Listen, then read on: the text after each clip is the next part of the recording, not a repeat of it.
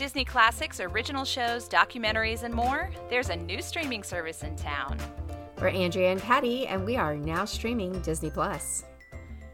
Hey guys, I'm Andrea with themeparkparents.com. You can find me at Theme Park Parents on social or at Andrea Updike. And I'm Patty from No-Guilt and the No-Guilt Fangirls Podcast. You can find me on all socials at No Guilt Life. Now, I confessed last week that I was on the set of Lady and the Tramp, and we can now finally talk about the movie. Are we ready for this, Andrea? Are we ready? I'm excited, yes, and I want to hear all about your experience, whatever you can share with us. But I did have a chance to screen the film, and I have some things to say, so I don't know. Where should we start? Do you want to start with the set visit? Do you want to start with the movie? What do you feel? Let's discuss the movie here, because I think what I'm going to do is I'm going to cover the set visit probably on the No Guilt Fangirl podcast. So if anybody wants to hear more details about what it's like being on the set of a Hollywood movie, but in Savannah, Georgia. So I guess it wasn't a Hollywood movie. But I had that experience, and I will just say this. It was really neat, really cool, especially for somebody who loves the whole industry and loves the whole idea of Hollywood movie making magic, and it was cool. It was very cool.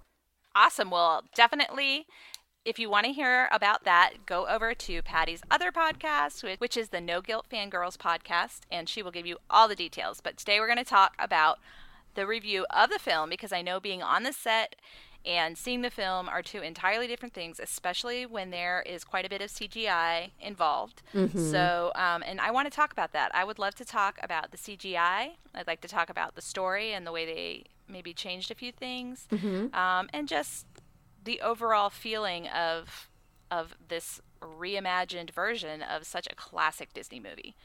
Well, and I want to start right there with what you just said.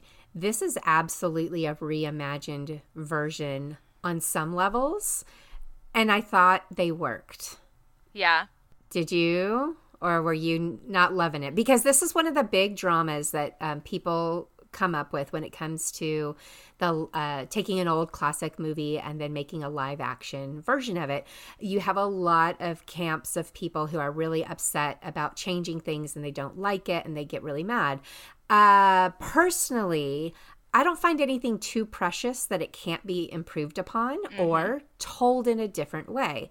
And I felt like this show in particular, for the most part, was pretty true to the movie. However, the things they did improve upon were improvements to me. They weren't just changing to, I don't know, change it. That I felt like it worked, and I liked it. They stayed pretty true to the story. Well, they stayed true to the story, absolutely. Little things they changed, specific characters, maybe they tweaked a little bit. I think it worked overall.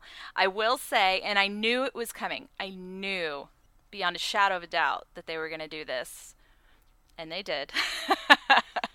And I'm okay with it, but I think the song that they changed with the cats.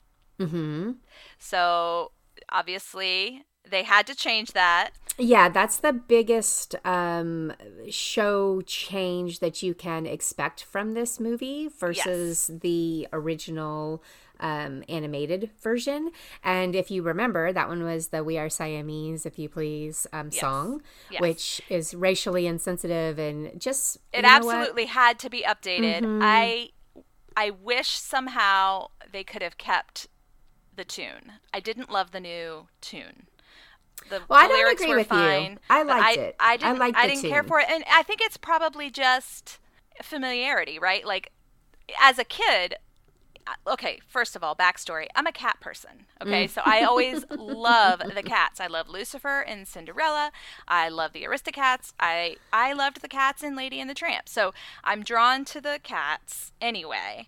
And as a child, not really understanding what the words meant and why they should have been changed, that was one of my favorite scenes in the entire movie. So coming from a nostalgia point of view, I was like, I know they're going to change it, and I'm okay with that, but I really hope I like whatever they do, and I just didn't love it. So that was the one scene that just, I don't know, for me, maybe not so much. Oh, see, I disagree with you. I thought the scene itself was still true to what the original scene was about, Yes, which was the scene, yes. the troublemaking cats and the things that they got into and how they cause a massive problem for Lady. I felt all of that was very true and enjoyable. I laughed. The song itself, I dug. I liked the sound. I liked the tune. I liked the way it was presented. So I have to disagree with you. It didn't bother me. However, that being said, I am a dog person. I am not. I again also am not really tied, to anything being too precious or that we couldn't change up. But Yeah. I did like it. So there you go, guys. You've got two different perspectives on that scene. Someone who thought it worked, someone who thought it mostly worked, but didn't, just kind of wishes we still. And I get what you're saying. You kind of wish the tune of the song was there. It was just different words. Like it was, yeah, and the cadence was different. Like it is. The original was like a more slow, like drag it out, like no, don't do it, and then they do it. This was a little bit more fast paced. It was, yeah. And I think that is really more so than the lyrics. I have no problem with the new lyrics, but I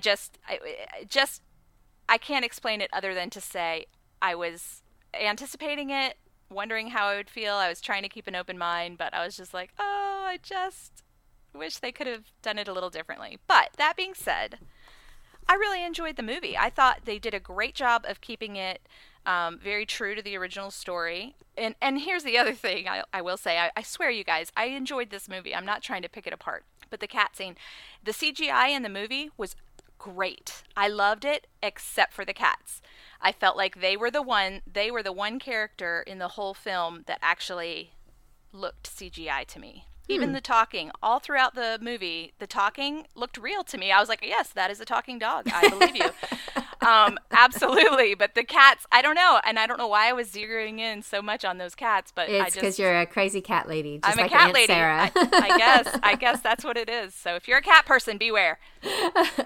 Okay, so let's go ahead and talk about, cats and CGI and what we thought about that. First of all, what I thought was different between this one and the big CGI movie that we got this summer, which was The Lion King.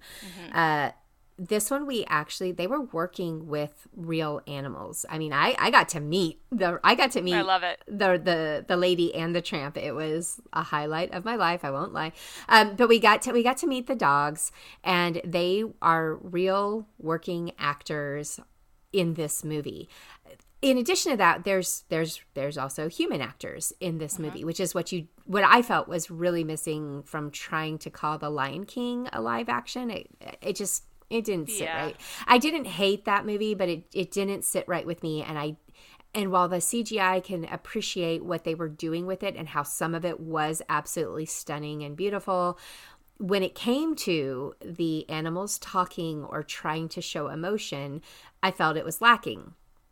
I did not feel that way with Lady and the Tramp, and I'm sure some of that has to do with the fact that, I don't know, I'm more familiar with dogs, and I've had dogs my entire life, and if you're trying to tell me that dogs can't give you emotion, you're lying, because I'm going to shut that door right now. My dog can tell me all kinds of things with his face and, in his eyes and I felt like that translated very well to this show where, yes, they did, have to make their mouths move to talk to us and did certain things that were not, I'm sure they did not have these cats climbing all over the furniture. You are correct. I can understand your kind of complaint there, but I think that also just has to do with what they were having the cats do versus what they were having the dogs do. Right. I mean, they were very natural. Like, I was worried. I really did think about this ahead of time. This is probably not normal, but I was really worried about, what are they going to do if they try to make the dog smile? I don't want it to look bad. I was thinking about their smiling. And on a couple of occasions where there was like a little moment where you think the dog is going to smile, they made it just look like a happy dog. Like, you've seen those pictures of dog. It didn't look unnatural. No. It looked like a smiling, like, I can't explain it other than to say it really did look natural. And I was not at all taken out of the story by that CGI in that regard. Me either. I loved it. I enjoyed it as well. Now let's talk about the actors. Let's talk about the acting. Obviously, the dogs nailed it. They were amazing. But I want to talk about the human actors. I really enjoyed them. I thought that they brought. Now I haven't rewatched the original, and so I guess they weren't. I feel like they were definitely more human acting scenes in this movie than the original. I feel like in the original we basically just saw their feet walking by. We would hear maybe a little line here or there, or they'd pick up the baby or something like that. But there were a lot more opportunities to see them act and have conversations, and I enjoyed that part. Oh, absolutely. And I felt like not only did we get more character, from each of these actors and what we were able to see for them, on screen, but they also did a really lovely job with all of it. Now, just to remind you, as far as the cast is concerned, the voice of Lady is Tessa Thompson, and Justin Theroux is the voice of Tramp, which... because I guess of my Marvel experience with Tessa Thompson, I could pick her up. I knew that was Tessa Thompson, and I liked hearing her kind of spunk coming through Lady. So that's a little twist on that.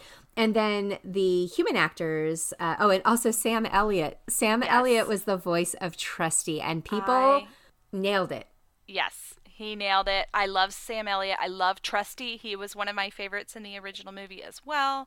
Yeah, and he was just, every time I was smiling. I'm sitting there on my couch watching the screener by myself, and every time he came on screen, I'm like, oh, it's Trusty. Right. That's so sentimental. He's casting, so great. the casting of this show, I think they did a beautiful job. They really did. Kiersey Clemons is Darling, and Kiersey has the most gorgeous voice, guys. She sings like an angel, and she gets a couple of opportunities in the show, and I loved it. I think every time she sang. But not only that, she had a little spunk to her. Darling had some teeth there at the end where she's taken on the dog catcher, and I loved it. I loved that. I thought that was also kind of a change of story a little bit, where they gave her a little bit she was mama bear. She just had this baby. And not only was she protective of that baby, but she was also going to be protective of these dogs. And it stood out to me as a moment that I was like, go Kiersey. That's right. My other favorite moment in this show from an acting perspective, do you remember when she has the baby and the doctor is leaving the bedroom? Oh, yeah.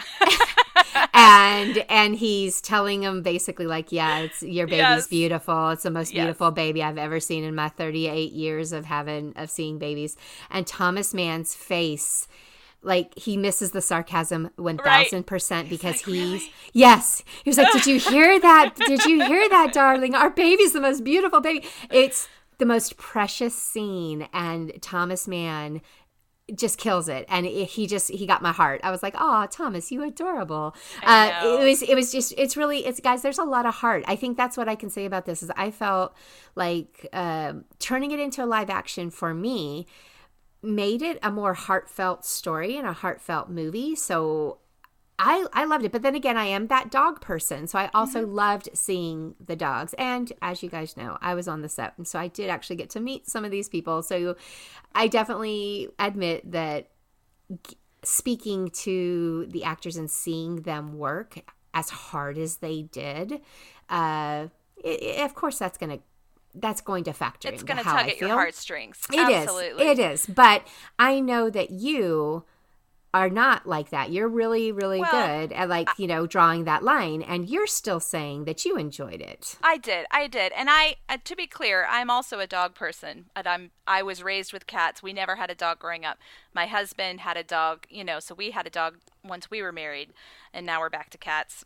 But we go back and forth. So definitely love dogs as well. And I really appreciated all of the dogs. I loved all of the dogs in this film. They were adorable. And you definitely have some of those supporting dogs. And they did a great job as well. I cannot remember the names, but you'll remember them from the original with the white dog with the sort of the bangs that cover one eye, and Peg. then the bulldog. Peg. That's Peg. Okay. I loved them. They were great. They were so fun every time that they were on the screen. I really enjoyed them. And I love Justin Theroux. So he was the perfect voice of Tramp for me. So I really just enjoyed just the interactions. And they really did. I mean, how do they do this with dogs, right? Like, they did it in a cartoon way back when, and now they're doing it with real dogs. They're just bringing us into this world. Like, I bought it. I'm like, yep, here we go. I'm in this world, and this is real. This is what happens when we're not looking. You know, I'm totally able to suspend reality for that. So, yeah, I think Lady and the Tramp is going to be a fun, just a fun movie to watch. You know, obviously it's not in the theaters. You're not going to go to a big screen for this movie, but I think it's great for a movie night. It's fun if your family loves animals and you know a little bit about the original story. I think you'll jump right in. I felt like it was a perfect fit for the Disney Plus, as a Disney Plus movie. I just feel like if we had tried to put this on the big screen, it may not have translated as well. Yeah. But this, like you said, this is a perfect family Friday night or rainy day, you know, sit down and gather around the TV with some popcorn and watch a sweet, super family friendly film. I also have to say, I just can't, I won't be able to live with myself if I don't mention Yvette Nicole Brown. I was waiting for it. I know. So I'm sure that on the No Guilt Fangirls podcast, there may even be there may be just a whole episode where I tell you what a beautiful person she is, because of that experience that I had with her.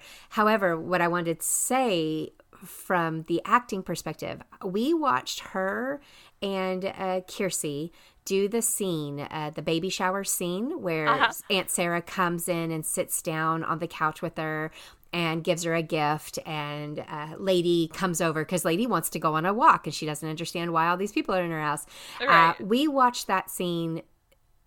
There must have been, oh my gosh, I lost count of how many takes, easily 20, 30 takes that we saw trying to get this right. And every single time Yvette would tweak, would do something a little bit different. She had a different, ad lib or a different look or a different smirk or it was brilliant. I was blown away watching her do that scene. Now, I'm sad to say that in the final cut of it, you don't see some of the reactions that were tickling me so much. I'm sure, because of time or the way the director saw it needed to flow, they had to cut some of this, but she had some of the best responses that didn't make it on screen. So anyway, guys, she's really great. We don't like her in the movie. Right, we don't like her. And you've got to listen to my discussion about the interview we had with her, because she also said this was probably the hardest acting job she's ever done. Interesting. She is a huge dog lover, like insane dog lover. And she had to act like she hated that dog the entire time. I can see. Okay, I see what you mean now. I was thinking like having the whole interaction with animals on set. Nope. That it was the fact that she had to act like she hated this dog. That she, it was. She's great. Anyway, come over to No Guilt Fangirls Podcast. You're gonna love Yvette Nicole Brown. You're gonna love her when I tell you a little bit more about the discussion that we had with her. But I think that wraps up Lady and the Tramp. We definitely give this one a 2 thumbs up. I think both of us a 4 thumbs up, right? There's 4 thumbs between the two of us. It's a fun family movie. Enjoy it. Sit and be comfortable on your couch and just settle in. I think you'll like it. Yep, absolutely. All right. As a reminder, we are going through the screeners that we were sent by Disney for all of these Disney Plus shows. Now, we don't have all of them. There's 7 of them, I believe. 1 movie and 6 shows.